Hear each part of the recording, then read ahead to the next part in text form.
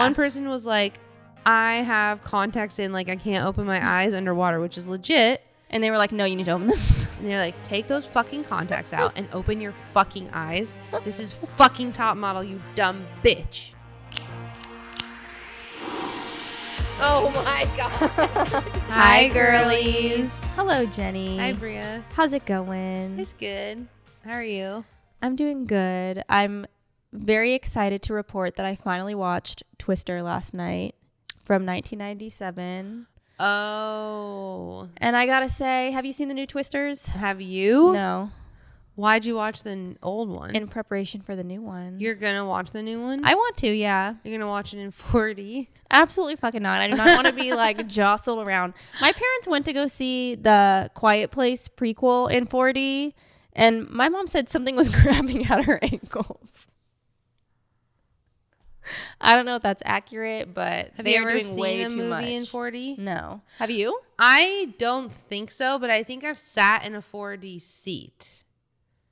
Okay, but you haven't experienced the movement and all of that. Well, the wind. I don't know, because I feel like there was one time we saw a movie, I can't remember what it was, and I felt like my seat was moving, but then I don't remember, but I do remember seeing an action movie and then looking down and there was like 4 seats that were moving, and I was like, what? That's weird. But like I've never been to theater. A 4D theater. Where are they? I have no idea, honestly. I wouldn't even know where to look for one. But I saw a TikTok of a girl who was seeing the Twisters movie in 4D, and it looked hectic as fuck. She got all the natural shit, like wind, rocking around, that. Rain. Yeah. They are raining on you in the theater, bitch. They're you come out wet. You. She looked haggard. Did you not watch the end? Oh no, I didn't know she came out looking all wet. Oh no, not my hair. Absolutely not. No, we're not doing that. That would be crazy. I mean, I kind of want to know what it's like. I'm curious. She was saying if you're gonna see a movie in 4D, like this movie was made for 4D. Oh God! And now I'm trying to imagine like the old Twister in 4D. Did you watch the original one? No. It was, y'all. It wasn't that good. I don't know. Maybe it's predictable now because it was like back then. But I feel like now, if you're not doing a reboot, which a lot of people are, you really got to bring it. And that was just kind of recycling the same old plot line that we've seen 50 times. So that was the original? Mm-hmm. Oh, because I thought Twisters came out in like the 30s or 40s, like the Dust Bowl Twister. Ooh, yeah, I don't know. Pictured, but they had like a flashback to the 60s in this one, but it's like the Helen Hunt, Philip Seymour Hoffman one. Rest in peace. Rest in peace. I mean, I love Helen Hunt. I thought she was great, but other than that, I don't know. I don't think it would stand the test of time. And honestly, I think there were a lot of movies from back then that would not stand the test of time today. Oh, shit. A lot. That's what we're going to talk about today. After we explain that we are recovering from the THC Design Hybrid pre-roll. I feel like I got bamboozled today. I feel like same, but I've smoked these before. I don't know. Maybe it's because I usually smoke at night when I'm like just watching Love Island and chilling. Yeah. This is tough, y'all. But you're right about the body high with indica. Like, this is mostly sativa, but like I was saying to you, like my legs, my whole body just really, I think I like a body high if I'm like in a hot tub or in a bath. Yeah. You know, where, like, hot tub would be great. It's because it's counterbalancing like my soreness. Yeah. Do you know what I mean? Yeah. I think for me, it just makes me hyper aware of everything that's happening in my body. And I can feel like my spine struggling to stay up right now. I can feel like my legs. I just don't like feeling myself like that. It makes me feel anxious. That's where I think the anxiety comes from with it. If you're someone who gets anxiety with weed, maybe you should take a look at some sativas. Low key, oh my God, I just had an aha moment. I feel like people who have bad experiences for the first time smoking weed are smoking indica.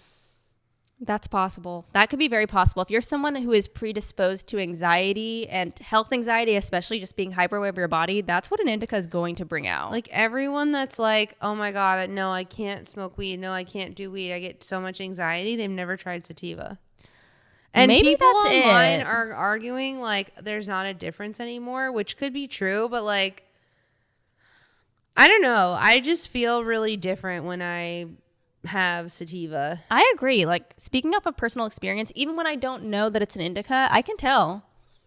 I can tell when something is more indica heavy. Yeah. There's definitely a difference. It's the body high. Yeah. That leads to anxiety and all sorts of shit. But speaking of controversial things, let's get into it. So what's the first movie that you think of when you think, that didn't really age well? White Chicks. Not that it didn't age well, but that it could never be made today. I think that there would be an uproar about the racial talk. It makes me think of like on MTV, you know, they used to have those episodes like the shit that they should have shown. No. On MTV? Like for Real World or The Challenge. Oh. It would be like the episode of like the shit they should have shown, which was like the really bad or crazy shit. And everyone lived to see those episodes. Like it would come out after the reunion. Be like the week after, and it's like they don't show that anymore because that shit isn't. Yeah. What kind of stuff were they showing? People being like misogynistic and stuff like that? Yeah, naked, like drinking, fighting, like saying some crazy fucked up shit, like oh no, a lot. I feel like a lot of misogyny of like I remember one time, like, a girl was in a towel and the guy, like, ripped the towel off of her. Like, shit like that. See, and that's what's really bad is, like, that kind of shit to me, I feel like I have to undo the normalization of it all.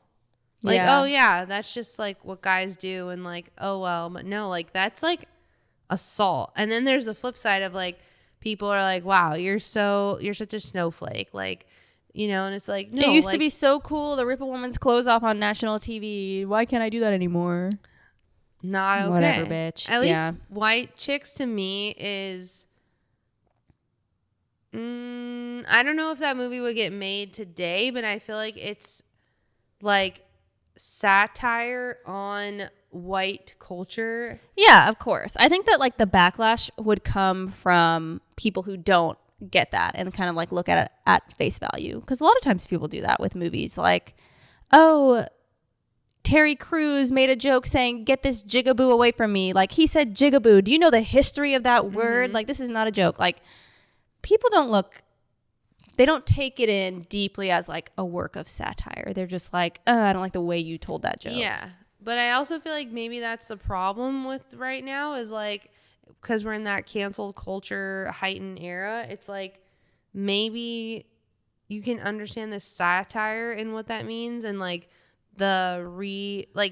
it's almost like you're taking something that was not okay to say and then like repurposing that to like kind of show you how someone acts in that culture. That's like, it's not okay, or you know what I mean? Like, yeah, like he wasn't a serious character that everyone liked. He was this black guy who hated blackness and like strove to be as white as humanly possible. That was the whole joke of that. Yeah. It reminds me a lot too. I mean, their humor, the Wayans brothers, because they were on In Living Color, like a lot of their comedy is showing like white people how you act in society and how it's like fucking hilarious / not okay. Like, you're so dumb for how ignorant you are. Right. You know? Yeah, and I'm going to dress up as one of you. Yeah, to show you that how hilariously dumb you are. Right. Like, and I think that even white people watched that movie back then and they were like, oh my God, it's so funny. Like, this really is a caricature of a normal, like, privileged white woman in America. Yes. It's funny. Oh my God. Like the scene where they say the N-word, or like they're singing the rap song and like they sing the N-word like out loud, and they're all the white girls in the car go, Tiffany. And like they're like, well, nobody's around. That's real. Like, y'all do that. That's why it's funny. It's making fun of things that happen, but also showing how like that's fucked. Like it actually was a really smart movie. It's one of my favorites. Yeah. What do you think of how they portrayed the girlfriend in that movie, the black girlfriend and her friend? Ooh. See, this is something that the Wayans brothers do too, is this like caricature of black women as well. And that is something, again, that I do not think that black women now, like Gen Z watching it for the first time, would appreciate. But I think if you can look at it as the caricature that it is, like, I don't know. I think it depends on how you see it. Like, I don't have a problem with it, but I can also see how they play into the stereotypes of black women like they do with every other character in that movie. And really, she wasn't that crazy. Like, I think it was fairly reasonable. It's like watching Breaking Bad again and realizing that Skyler was just asking for a reasonable life. Like, he was being shady and lying about where he was and, like, doing all this stuff. She just got the idea wrong. Yeah. I feel like they definitely play up the stereotype, but also I feel like it didn't need to be like that. I don't know. I remember watching it, and when they get into like the fashion show, I'm like, damn, they're pissed. But also, like, he's been gone for days. Would you not be pissed? Yeah, I'd be pissed. It all makes sense. Like, where the and like, yeah, because I just rewatched it recently, and I'm like, yeah, that was fucked. Like, because I watched it as a kid, not having like relationship experience. And she goes to their hotel room and finds a female's thong. Right. You'd be like, what the fuck are you doing? And then you see him dressed up as a white woman on stage at a fashion show. I'm sorry. Would your assumption be, oh, he must be undercover doing a big job? I'd be like, no, he is like getting freaky. Yeah, freaky. Yeah. He's getting very, very freaky. Which is okay. But, you know, not when you have a girlfriend. But yeah, or wife. I feel like that movie aged much better than Tropic Thunder. I saw an unironic TikTok coming for Tropic Thunder maybe a year ago. Unironic? Like unironically calling Tropic Thunder out for blackface. Well, okay, I will say even when it did come out, I feel like people were like, is this okay to support it? And I feel like people are like, well, Robert Downey Jr.'s in it. And Tom Cruise. So, like, it must be okay because these are A-list celebrities. Yeah. Because I feel like if you had anyone else playing the Australian man who is in blackface in a World War II or Vietnam movie, then it would not even have made it to theaters. That's so true. They really use the star power to, like, normalize that a little bit. Obviously, it was still satire, but I never saw it when it first came out. I only saw it like in the past year or something. I saw it in theaters. So you feel like at the time people were like okay with it or not? I feel like at the time people were okay with it because I want to say there was like an interview that happened before the movie came out with Robert Downey Jr. being like, he is playing someone who is so stupid that it is showing how this is like not okay. They're making fun of the film industry. Right. So he got out ahead of it and was like, let me prepare you bitches. This is something that is like, yeah, like you're going to laugh because we're making fun of how the movie industry acts. No, that's real. So I think that flies. People were like, okay. But you don't think that it would fly today? I don't know. Even with that warning? Watching it back, it's like he didn't also, I think I thought this even in the theater. He didn't need to play a black person because he's also just playing a normal, like, doesn't matter what color they are, Vietnam vet, I feel like, if released from what I remember. Like, no, I think his character was intentionally supposed to be like a black Vietnam vet. He was, but I also feel like because he's not doing blackface like I feel like in the days that blackface was a thing in movies where they're like playing up like negative stereotypes of black people. I mean, he was definitely playing up the black soldier stereotypes. Yeah, that's true. I don't know. I guess I just remember thinking like you didn't need to do that. I think that was part of it. Like, Yeah. they were trying to put in basically like a token black person, the token black character in this story. I guess what I'm without trying to say actually is hiring a like black you person. didn't need to do blackface. It didn't add to or take away from the storyline of what they were trying to prove.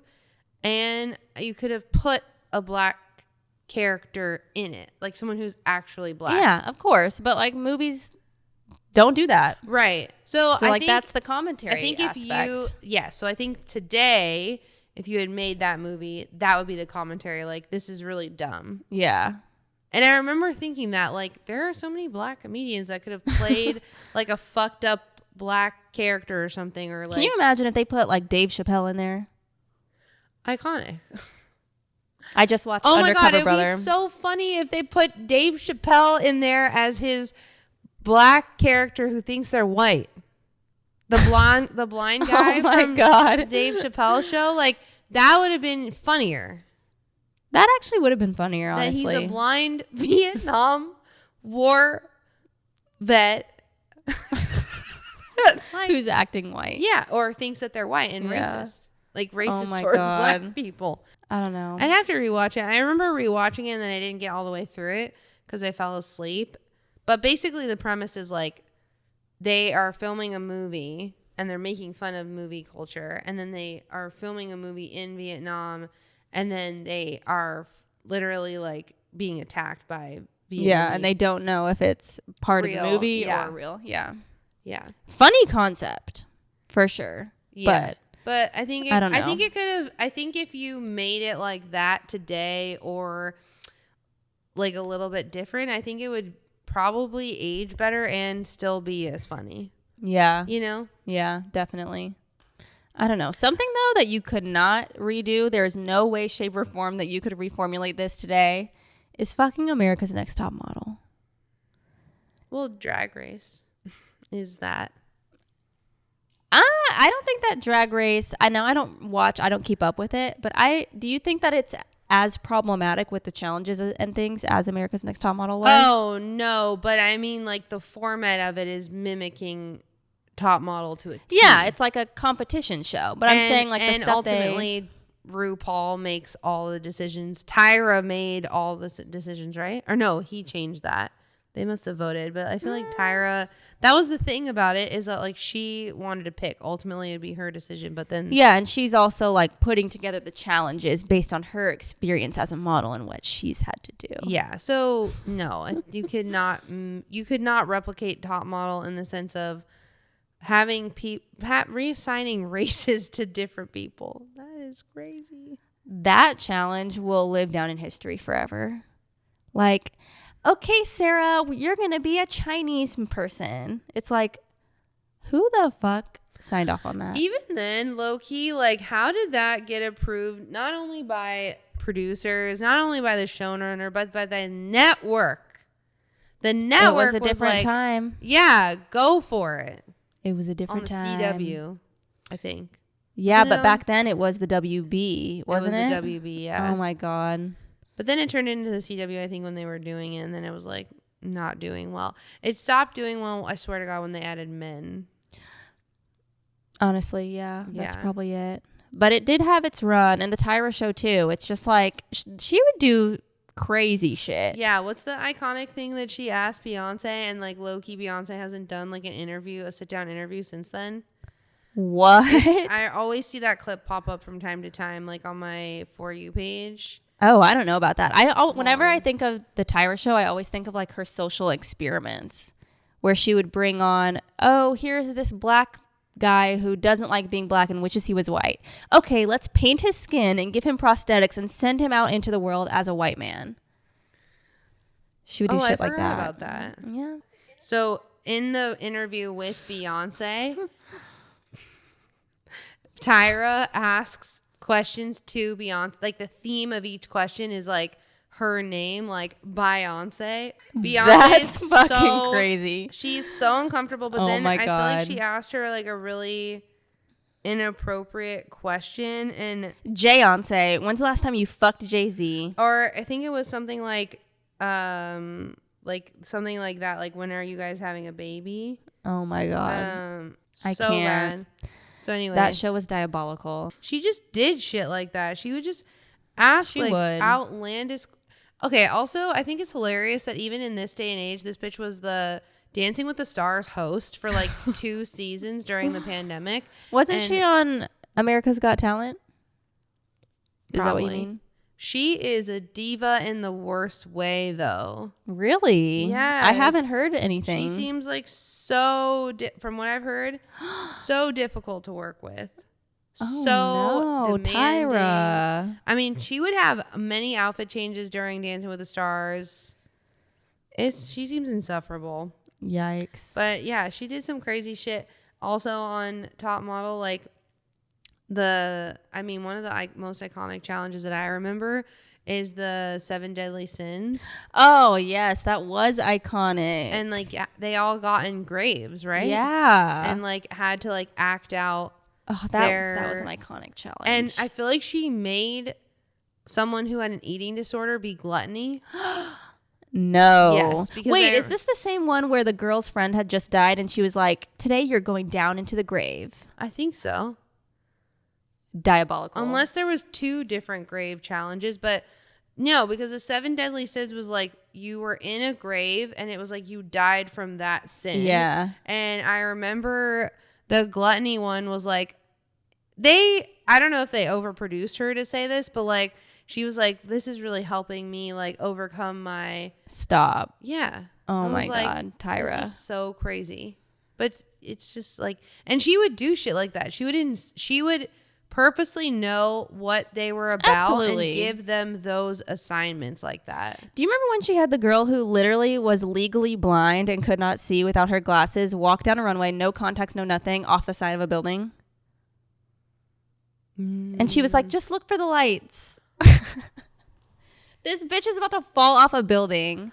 I mean, I never forget. I remember being like, yeah, you can't be a top model if you don't get naked, like butt ass naked and be okay with it. Like, Yeah. everybody gets naked. And these like really Christian women would be like, I just don't feel comfortable like taking my underwear off in front of these people I don't know. It's crazy. Why do you need to do that? It is absolutely crazy. Or like they find out one of them has a massive phobia of snakes and it's like a snake challenge. Like, bitch, come on. If I was on a show like that, you wouldn't know shit like that about me. No. I would If you never are ever fucking going tell on a you I reality have a show, phobia of snakes. 'Cause never I be do. truthful. Yeah. Say you have a phobia of like yellow mustard or something. Just lie. And play that shit up. Like they bring out the yellow mustard and you're like, ah! But you're not experiencing actual trauma. This is where your acting skills Yes. come in. You got to go Yes. that way. Yes. I mean, it's just crazy. But if you think about it, Drag Race is similar because like the challenges they would make them do. I mean, obviously it was a lot more photo shoots. That's why every like for the first whatever seasons of Drag Race, it would be this like iconic photo shoot. Like they did one where they went underwater. Oh. Remember when they went underwater in Top? Yeah, they had one season where they all had to pose underwater, and these bitches were struggling. Yes, I do remember that actually. Like one person was for like, their like elimination picture. yeah, one person was like, I have contacts in, like I can't open my eyes underwater, which is legit. And they were like, no, you need to open them. And they're like, take those fucking contacts out and open your fucking eyes. This is fucking Top Model, you dumb bitch. That's how it felt. It was like, It really you want to be on top? If you can't do this, you're never gonna make it. Like, it's so bad. So yeah, so I feel like Drag Race like imitated like the panel people, like imitating the different challenges, like the fact that they had to do like a commercial acting challenge for Neutrogena. Yes. Crazy. Can you dude. say magnetic?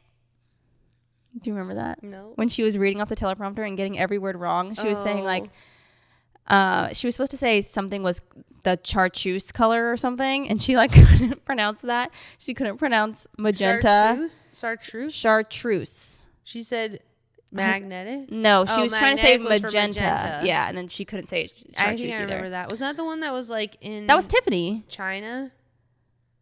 I don't know. It was, yeah, Tiffany. Also, like, low-key, talk about the fact that they would have to go on different challenges throughout the city and have a map and figure out where things were in, like, scavenger hunt. An hour.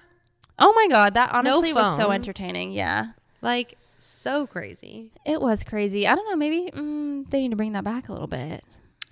But you just said could never be repeated. But less problematic. Like, actual good challenges. I think they did a Netflix modeling show about that. But I didn't watch it. With, what's her face? It was like a South African reality show on Netflix where they brought in a bunch of models. And it was kind of like a top model situation. Oh, okay. But it was more legitimate. That. But it was boring because you need that little bit of an unhinged. So maybe it won't ever come back. I don't know. Something that never needs to come back and can't be repeated and shouldn't be repeated is like almost all the ABC Family shows. Okay. The only one that I watched was Pretty Little Liars. My sisters watched Seventh Heaven, so I did see a few episodes of that. But Secret Life of the American Teenager, all I ever see are problematic-ass clips from that. Like, my friends thought I was crazy for watching that show. Were you watching it unironically? Bad. Did you actually like it? I think, for me, I thought that it was so interesting because she did not have an abortion. And what was the story? Like, what's the tea? So she goes to band camp, LOL. And what instrument does she play? Do you remember? No. She probably plays like the trumpet or something. Oh, wow. Okay. Something like that. And she meets this guy. I think it's the summer between middle school and high school. So she's going into her freshman year. Okay. And she is at band camp and she falls in love with this guy, and this guy falls in love back with her, and she has sex for the first time at band camp. And then she gets to school, and in like the first week or two of school, she finds out she's pregnant. And the whole first season is her like grappling with this pregnancy and trying to decide whether or not she should have an abortion. And I remember because my dad was, this was like I think in high school, my dad was just like, this bitch better have an abortion, basically. Like, what? Like, my dad thought it was really bad that this show on ABC Family that played like the 800 Club every Saturday morning was showing children that like, and girls in high school that like, if you get pregnant, you should keep the baby and go to school pregnant. Well, this was also like the 16 and pregnant time too. Right. Where I feel like you kind of got, I don't know if it glorified it. 16 and pregnant didn't really glorify it. It normalized pregnancies in high school, which I think was Did you have anybody who was pregnant at your high school? Well, we did. So I think we were talking about MySpace and Facebook in our other episode. I was going to say, like, as soon as I got a Facebook, I want to say that year, there was a burn book that came out on Facebook. Oh, and one of the girls that was part of the Facebook burn book situation later on that year got expelled for a really dumb, unrelated reason. Like, she got expelled because a girl at school said she made her feel uncomfortable. But this whole year, we went through the excavation of this burn book and why it happened. Well, when she got kicked out of our high school, she got pregnant. So she wasn't at high school pregnant. Oh. I also went to a private school. So, like, if someone was pregnant at our school, that would be fucking crazy. Because it's like, you know, that shit's not supposed to be happening there. But I went to public school in North Carolina, and best believe there was a girl who was pregnant in my homeroom, and I would purposely sit next to her because she was constantly spilling the tea on her baby daddy and shit. Like, I can't remember the details of what she was saying, but they would get in arguments. I think he was like a little bit older, and they would break up. At one point, she started dating another girl from another school. Like, she did? Yeah, it was a lot. And she did while she was pregnant? Yes. Whoa. And I was just in there in my homeroom, like, let me work on my homework while I not listen. But I love the tea. Well, one of my best friends in high school was pregnant too. Really? Yeah.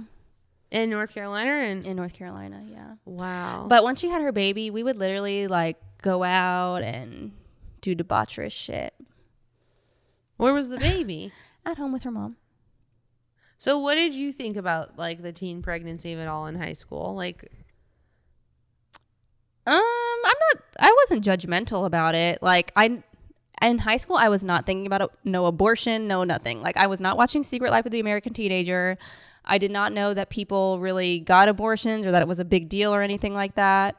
So I never really had like an opinion. I was just like, oh yeah, she has a kid. That's unusual, but she was pretty normal besides that. but like if you had gotten pregnant in high school, what do you think could have happened? Like, would you have? Oh, I probably would have gone right to Planned Parenthood. You know, my mom used to work at Planned Parenthood. Oh, really? She would have taken me right to Planned Parenthood probably, and we would have.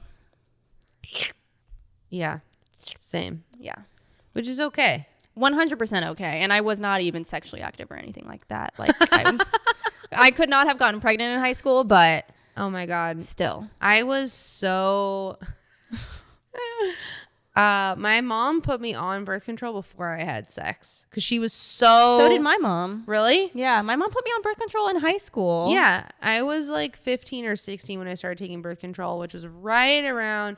So like in hindsight, my mom probably like nailed it because I lost my virginity at 16, and Okay. yeah, She nailed it.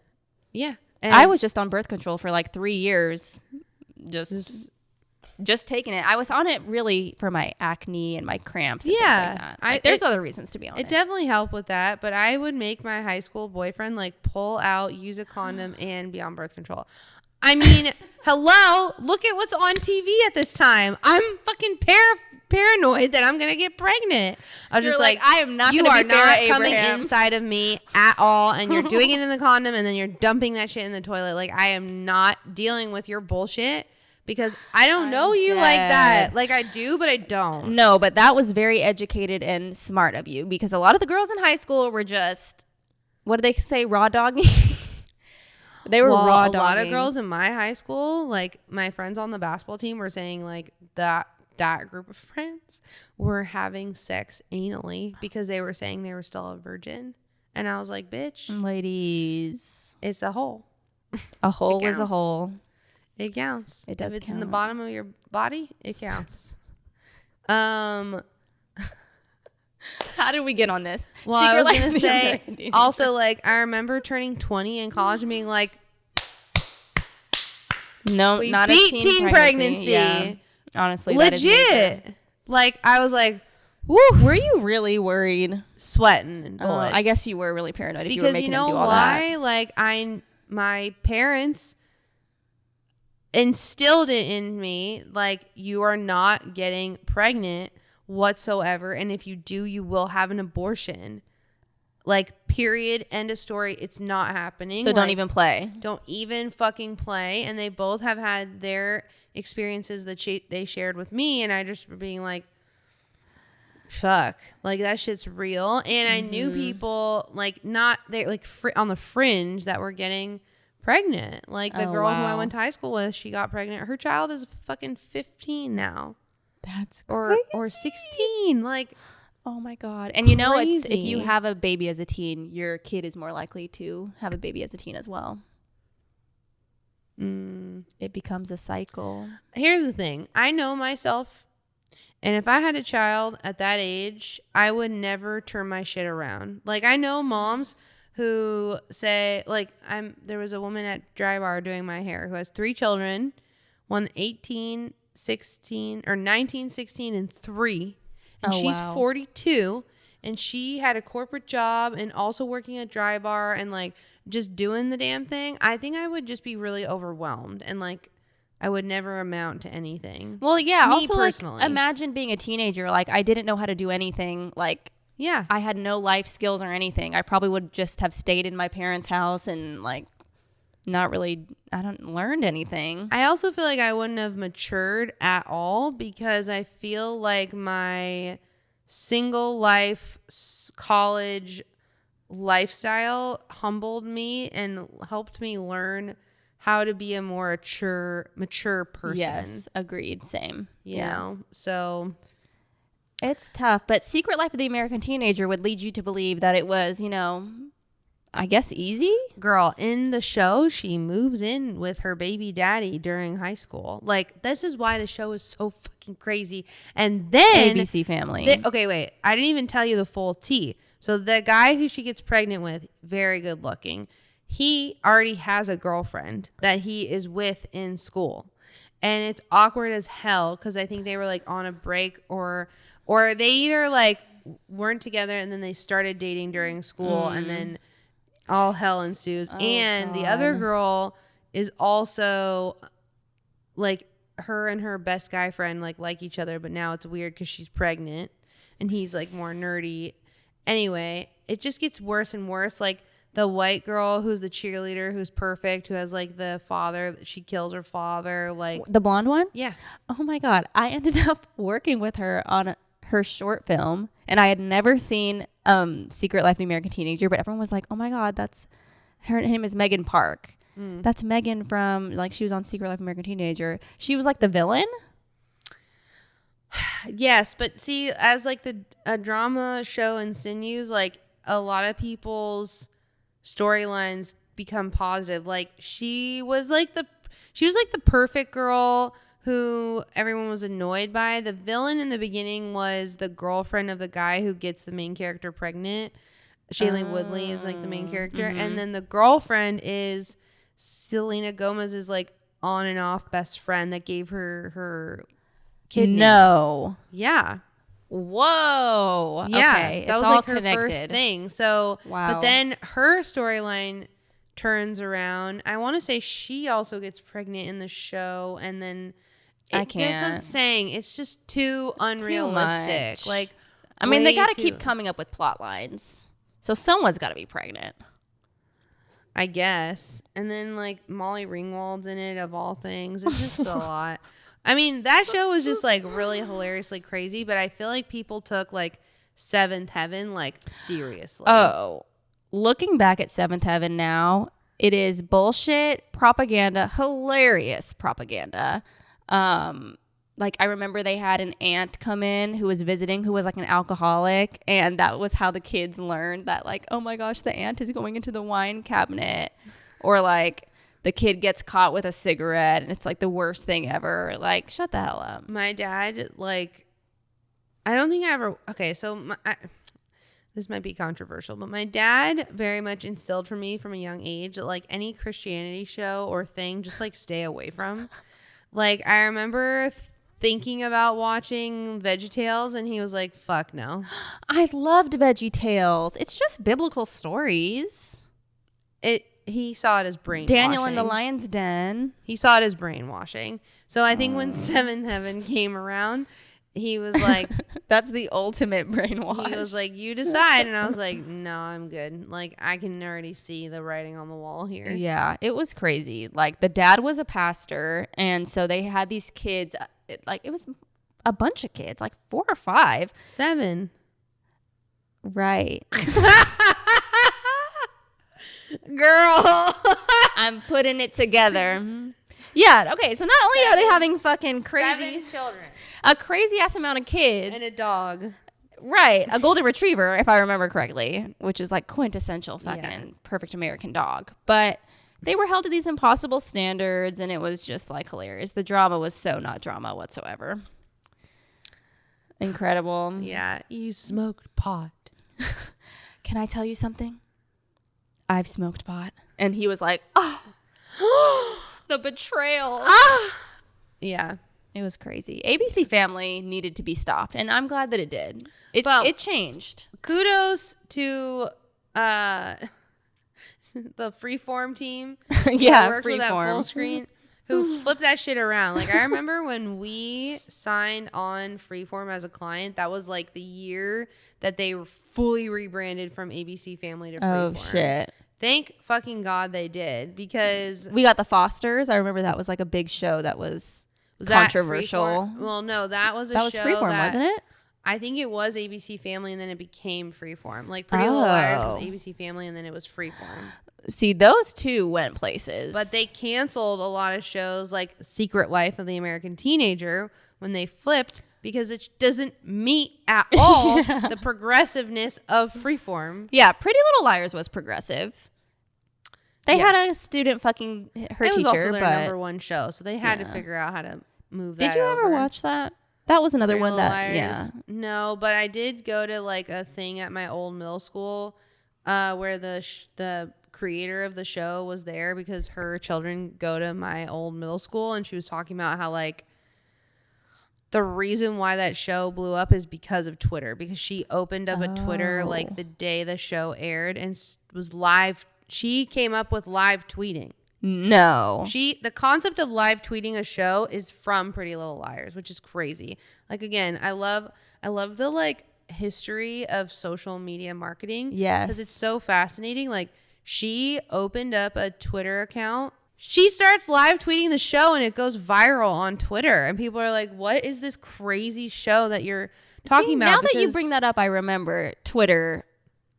Pretty Little Liars would always be trending on Twitter back in the day. And the first episode, right? It's like their friend gets killed or something. The friend is missing for years, and then they start getting these little messages from her like, I'm watching you, and if you don't steal this, I'm going to tell your friend that you used to make out with me or whatever. And it was like shit like that. Or I combined two separate storylines with that one, but one of the girls was like secretly a lesbian. One of the girls was fucking her teacher, and her dad was having an affair with someone.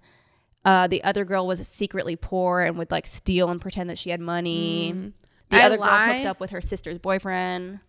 I lie because I remember I would when we had Freeform as a client. I probably shouldn't say this, but oh god, we would whatever. They don't. It doesn't exist. We would get the episodes ahead of them airing so that we could cut content for YouTube. And I remember like scheduling meetings at like 6 p.m. after the office was closing and be like, if anybody want to watch this, I need to take notes. And then I would put it on like the big TV in the meeting room, and then we would all watch. I'm dead. You would watch Pretty Little Liars? The last season. Oh my god. Yeah. I didn't even make it that far. It just started getting very convoluted. I'm trying to remember I remember the end, the season finale was like people didn't like it, I want to say. Yeah, because had been so many different people that the final person who it ended up being didn't really make sense. I can't even remember who it ended up being. Yeah. Like it was just, it seemed like they were just trying to piece it together some way. Yeah. But I think that Pretty Little Liars would definitely fly today if they didn't include the teacher fucking the student narrative. Everything else was pretty forward. That was a show though that they definitely wanted to end. Yeah, because for sure. it was not in the Freeform identity. But yeah. they did it did what it needed to do. It did what it needed to do. Yeah, I don't know. Can you bring back problematic TV or movies? My thought, I'm going to go into our high idea of the week. We think that we should maybe bring back problematic competition shows a little bit. Bring back, make them it doesn't have to be as extreme as America's Next Top Model was, but throw in some drama, throw in some intrigue, use some of the stuff that the contestants tell you against them. I guess they're doing that on The Bachelor, but I was going to say, I feel like The Villains is the show where people don't give a fuck. Nothing really controversial has happened on there, but they're villains. Yeah, they're being their fucking authentic ass hilarious selves. Well, they're hamming up their villainhood. Yeah. For our entertainment, and I enjoy that a lot. Yeah. So it could happen. I think that's the modern version of getting back to that kind of ridiculous reality TV, and maybe like The Traitors. The Traitors feels too well done to be in that category, but Villains is like, it's in that category of just bullshit, and I love it. I think though we'll never go back. I mean, because I think there's a fine line of being funny and like making fun of something that's fucked up, which makes it funny because you're poking fun at it, than like blatantly being mean about something. Right? Yes, punching down, I think, usually doesn't go over well. If you're punching up, like if you're attacking the racist establishment or like anti-blackness in white people, like white chicks, something like that. If you're attacking the film industry and having people who aren't in certain groups play those roles and get way too fucking into it, like Tropic Thunder, I feel like that's valid. If you're not doing that and you're just kind of like making fun of poor people or like making fun of women and shit like that, people can suss that out. Or switching people's races. Like, there's just some stuff that it's like, was that necessary? Forcing white supremacists and black people to be on stage together and talk about racism. What was that? On the Tyra show. This woman. What? This woman was She was really trying much, to be Oprah. But like a messy Oprah. But really messy. Like, why, though? Like, because I feel like it's not just you either. It's not just her. She's a whole fucking team behind her doing it. Right. Yeah. She had some messy ass people working for her. I don't know. But maybe bring back a little bit of that. Just a smidge. Seance. Beyonce. When's the last time you bought something? Beyonce. What's your favorite brie cheese? Crazy. Seance. If you could bring anyone back from the dead, who would it be? This is going on for an hour straight, Bria. The interview is an hour long, and Beyonce's just like, oh my God. I do remember her bringing on Kim Kardashian, though, for her first like post-sex tape interview, and that was a huge deal. Yeah, because she flat out was like, why did you do that? Yeah. And was like, and then sometimes she asked what the people wanted to know. Kim was like, I wanted to be, she was like, I didn't really think it was going to go anywhere, but here we are. Like, and what, basically? And what? God bless her. Well, speaking of Tyra, we should end with a quote. Okay. You're just here, face me. Be quiet, Tiffany. Be quiet. What is wrong with you? Stop it. I have never in my life yelled at a girl like this. When my mother yells at me like this, it's because she loves me. I was rooting for you. We were all rooting for you. How dare you? Learn something from this. When you go to bed at night, you lay there and you take responsibility for yourself because nobody's going to take responsibility for you. You're rolling your eyes. You're thinking that it's because you've heard it all before. You don't know where the hell I come from. You don't know where the hell I come from and what I've been through, but I'm not a victim. I grow from it and I learn. Take responsibility for yourself. You know what we need? We got like the Nickelodeon fucked up Quiet on Set documentary. We need the Tyra show top model. Surviving Tyra. Yeah. I want to know what the hell ladies. was it like working on that show? Like, were you can't even imagine. Were you silent or were you silenced? Probably both, honestly. Probably both. a lot of silenced, I think. And then silent. Yeah. I mean, she seemed like cuckoo. If anyone from the America's Next Top Model wants to come on High Girlies and share your story, DM us at High Girlies Pod on TikTok, Instagram, and YouTube. We're here for you. We want to share your story because, it was an iconic moment in time, but it just would not fly today. Nope. Not at all. Yeah. Anyways, I guess we'll end it here. Sounds good. We're dying.